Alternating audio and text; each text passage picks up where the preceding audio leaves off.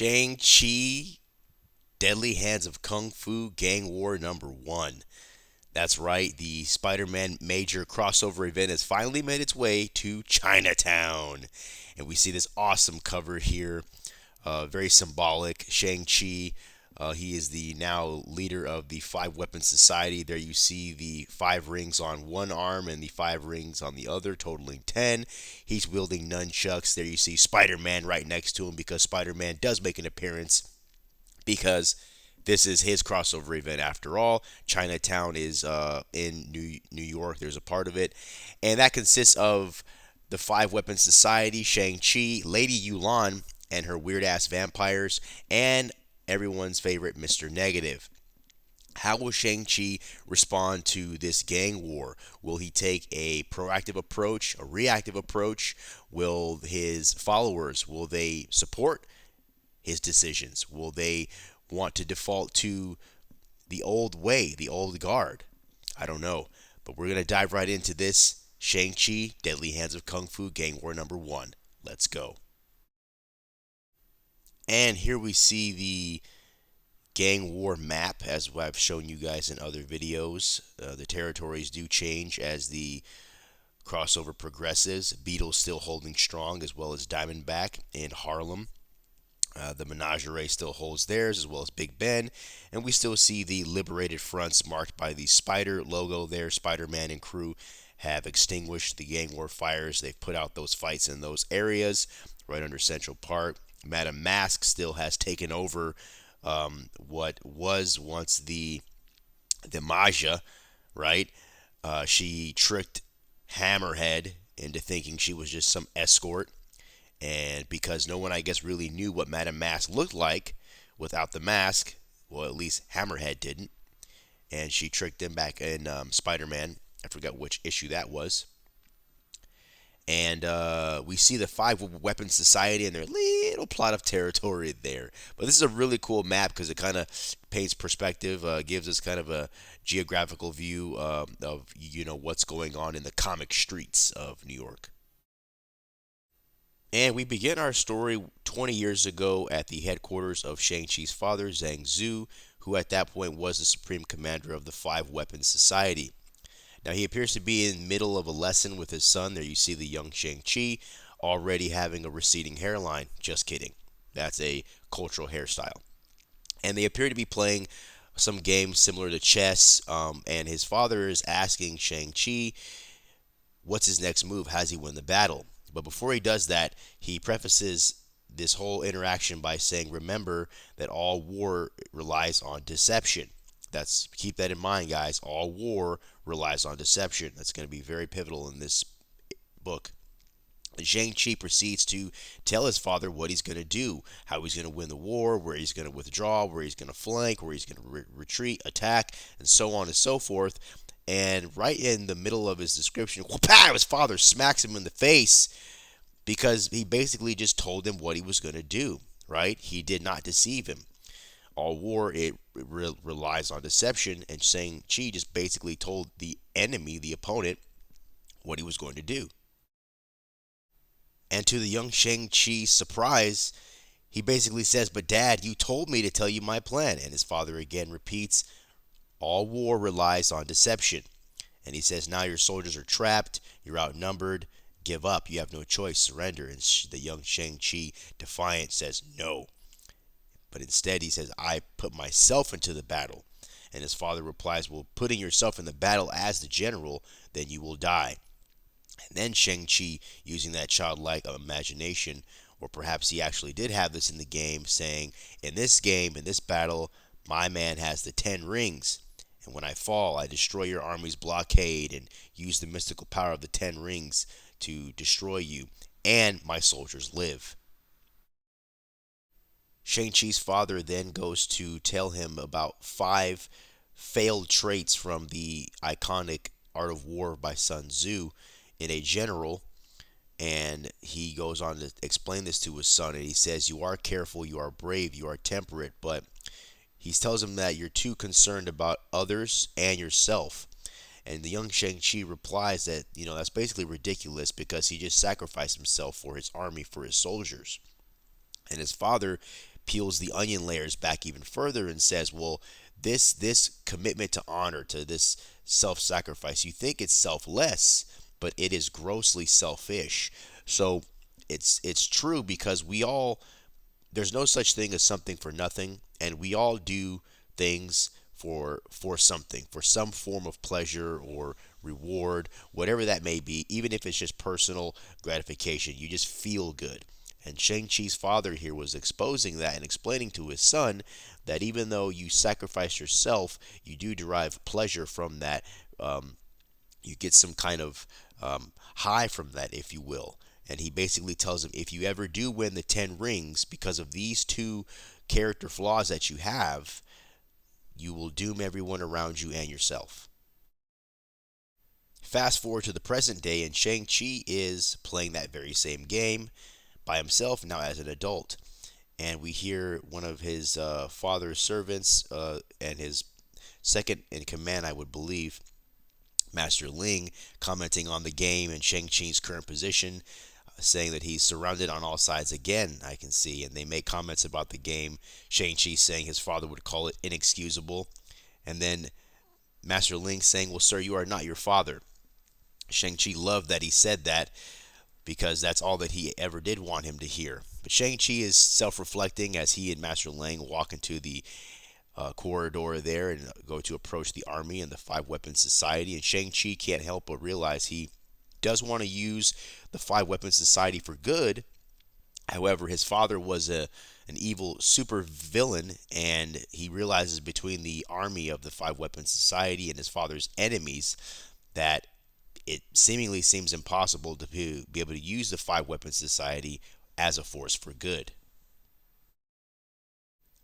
Shang-Chi now looking over the balcony at New York City, and there you see the fire and the ember and the smokes, all resorts of the ongoing gang war. And this is a classic scenario in this story, in this plot, where Shang-Chi, his character now, he is onlooking chaos, and the army to which he's now responsible for, who was led by his father and the old guard, they know what to expect. They're trained. There you see General Fang, who also served as his father's command. He gives him the report, what the scouts have seen, and he asks, what is your command? And they're all ready. They're all just chomping at the bits. They're ready to get down there and just kick some ass. And Shang-Chi just basically says, nothing. And then General Fang says, nothing? And Shang-Chi is basically going to take a more reactive or passive approach, if you will. And he's going to make mention to General Fang, Captain Fang, that all he really cares about is defending Chinatown. As long as nothing breaches Chinatown and comes to attack the citizens of it, they will do nothing. Shang-Chi goes on to reiterate that, look, Fang, Chinatown is peaceful. People are walking, shopping, talking on their iPhones. Although that lady right there holding her bag of groceries, she doesn't look very calm or peaceful. She looks kind of scared. Maybe she's constipated. But basically, he's telling General Fang that we're fine. The rest of the city burns. Chinatown's good.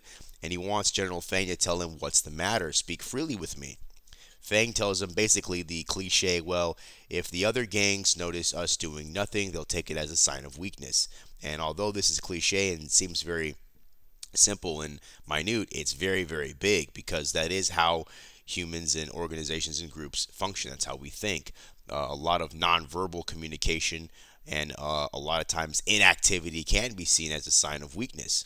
And so he says that in this chaotic environment that's going on, it produces opportunity. Fang says if we don't attack, someone else will. And we're basically kind of just leaving ourselves very vulnerable in this position. And Fang was correct because boom! A loud explosion comes right next to them. And here we see Lady Yulan and one of her henchmen shot a fucking RPG missile right into the meeting room there of the Five Weapons Society. And he asked Lady Yulan, shall I launch another? And she says, oh no, I think we got their attention. Out comes Shang-Chi, 10 rings equipped, General Fang and crew ready to kick some ass. And he's telling her while he's talking in midair, which I don't know how the hell he's doing that. Basically, look here, bitch, this territory is under protection by the Five Ring Society. And she says, oh, no, no, no. Mr. Shang Chi.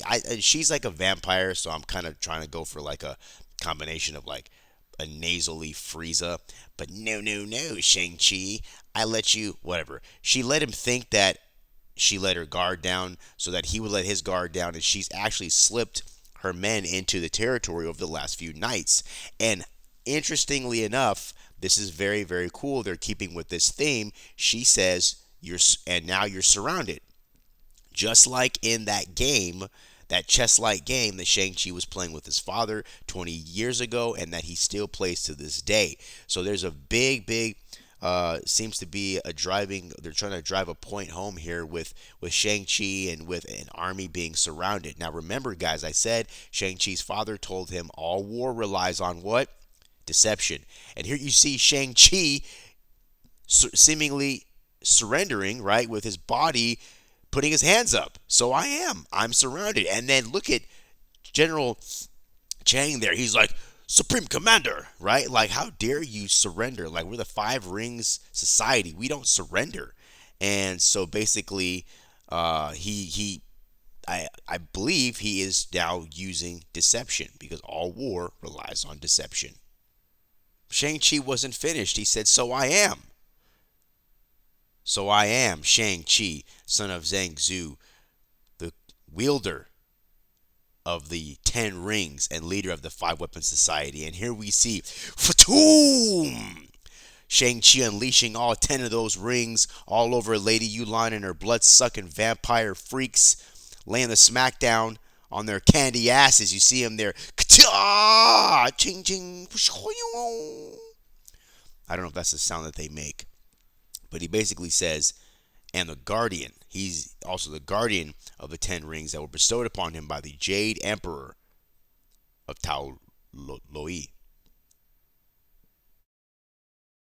And here we see an awesome panel of Shang-Chi surrounded by those 10 rings, whooping ass. He kicks Lady Yulan right in the fucking chin, letting her know her place. And he basically now exclaims, makes a declaration to Lady Yulan, the inner demons, Mr. Negative, anyone here in Chinatown, that if they dare break this threshold, cross over into Chinatown, disturb the peace, they're going to have to deal with Shang-Chi. And he specifically says, I will crush you like Ivan Drago, I will break you. And that's a really cool scene there. Those 10 rings are just kind of coming back to him and just going on each of his forearms. And then here we see, as the rings now are going back, whoosh, somebody appears right behind Shang-Chi, and with his cat-like reflexes, he launches those 10 rings right back at this individual. But this is no ordinary individual. It's your friendly neighborhood Spider-Man. That's right. And as you can see here, yow, he's kind of doing some aerial acrobatics, trying to avoid those 10 rings, not getting hit. His webs dispatched. You see his hairy web armpits there, and there's shocked Spider-Man, Shang-Chi basically says, and he asks him, what are you doing here? Spider sense going off like crazy. Spider-Man was going to ask Shang-Chi the exact same thing because he thought he was one of the good guys, which is what Shang-Chi is trying to use the Five Weapon Society for. And one of those 10 rings, so elusive, manages to hit Spider-Man in the back, knocking him down briefly, and we see Captain Fang taking the opportunity to go ahead and grab that katana and finish off Spider-Man. But boom, boom! Shang-Chi intercepts and stops that blade right before it ends Spider-Man, or at least cuts some of his web. Shang-Chi there getting everybody calm with the 10 rings around him, telling his men to stop. Spider-Man is not an enemy, he's an ally. Shang-Chi gets a quick recap from his Captain Fang about Lady Yulan. She escaped. Spider-Man now basically gets in a good conversation with Shang-Chi, saying to him, like, you're really doing this crime family thing? And Shang-Chi is telling you, look, the Five Weapon Society is no longer, it's not a crime family. We're using our efforts and resources for good. And Spider-Man basically replies, well, yeah, you started off good with your speech about if anybody comes over and disturbs the peace here, but then he kind of said, hey, well, the last part you said you will crush them, and it sounded really like an invitation. Spider-Man also notes that he has read The Art of War by Sun Tzu, referring to what Captain Fang had said about opportunity in chaos. And basically, Shang-Chi reinforces and reiterates to Spider-Man that he has nothing to worry about. The Five Weapon Society is on the side of good, and they're going to help him end this gang war. To which Spider-Man says, basically, I hope so, and I'll see you around. But before Spider Man leaves, he basically lays it on Shang-Chi like he wants to make sure he's not trying to amp this gang war up. And this is a very pivotal moment because there's silence waiting for Shang-Chi's response. And Shang-Chi understands the position he's in. His army, his men, they're listening. His grandmother is listening. Captain Fang is. Everyone, they're listening now to see what his response will be, right? Because he's a leader. He surely can't let someone like Spider-Man come into his own territory and basically punk him, or basically kind of coerce him into complying, right? They're the Five Weapons Society, right? They serve themselves. And basically, Shang-Chi does take the high road, but he still manages to save face and tell Spider-Man that you have nothing to worry about, me or the Five Weapons Society. And he says to Captain Fang that the only opportunity he'll take in this chaos is basically keeping the borders of Chinatown safe, and they're not going to venture outside of that. Now, this may have been the straw that broke the camel's back, because I really love this plot, because you have the old guard versus the new guard. Captain Fang representing the old guard and Shang-Chi representing the new guard. If it ain't broke, don't fix it. Things worked a certain way, and I believe Captain Fang and crew have been taking notes of the subtle choices that their now Supreme Commander has been making up until this point regarding this gang war. And in appropriate fashion, now the clan is going to speak, and Captain Fang, now speaking on behalf of the Five Weapons Society, is basically telling his commander, you command the 10 rings. You could end this gang war and rule Chinatown, rule this city forever for yourself. And he's basically saying to him that the Jade Emperor entrusted him with the 10 rings to use them as a force of good. And Fang says, what if these principles undermine your strength? And then Shang-Chi basically reassures Fang that, listen, I know my dad better than you did. I know his principles and his teachings. I mean, the man freaking slapped me over a chess like game. But basically, he's saying, yes, I will deceive our enemies all day long. I'm fine with that. But he says, I will never, ever lie to our friends. I won't do that. And he asks Fang, do you believe me? And Fang is silent. And the next day, here we see Shang-Chi's grandmother giving Captain Fang a hug. And this does look weird because Captain Fang just looks like a mafia, cold-blooded, badass killer. And here he is out in, Central Park or wherever, a park in Chinatown, doing good deeds. It doesn't look good on him. I will admit that. But Shang-Chi says that doing good does look good on you. And you see there Fang with his arms crossed, kind of just, yeah, yeah, yeah, whatever. Shang-Chi goes for a little stroll in the park there, and he having more self-reflection, basically reflecting on what his father told him over 2 decades ago about, he's now thinking maybe this is his weakness, right? The excessive concern for his soldiers and the overcommitment to, this honor. And in the middle of his self-reflection, he hears a rumble, and bam, gets blasted right in the back. Supreme Commander, Captain Fang replies. And basically, Shang-Chi now, I don't know how he survived that blast. I don't know what it was made of, but he survives it. As you see there, the smoke. And Captain Fang immediately tells the soldiers to get into attack formation. One of the soldiers is pointing to where the blast came from. And Shang-Chi now quickly undermines and counters that and says, no, I'm going to keep my promise, Fang. Just protect the civilians here, and I'm going to take care of this guy. So here's another instance where Shang-Chi is basically going against the old guard. We see that going on, the old guard versus the new guard. Now it's the second crime boss or family in Chinatown, Mr. Negative. That's right. And Shang-Chi is very defiant and declares that Mr. Negative can't defeat him. And Mr. Negative says, I don't have to. He basically got a new weapon upgrade from one of his friends, which there's an asterisk because it was in the recent Miles Morales Spider-Man book. And I believe that was Hobgoblin who was equipping some of the crime families and gang lords with some high-tech weaponry. And so basically, Mr. Negative says that now he's able to use this cannon to siphon his negative energy, and it's going to really reveal who you truly are.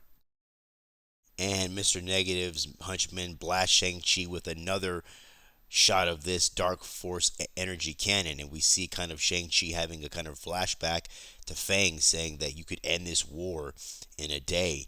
And here we see this very interesting now illustration of what appears to be Shang-Chi, maybe who he truly is or truly will become, wielding the 10 rings. And you see him there very standing very dominant, very victorious. He's in a different suit, so maybe this is some kind of foreshadowing, and we see what else Fang said, and rule this city forever.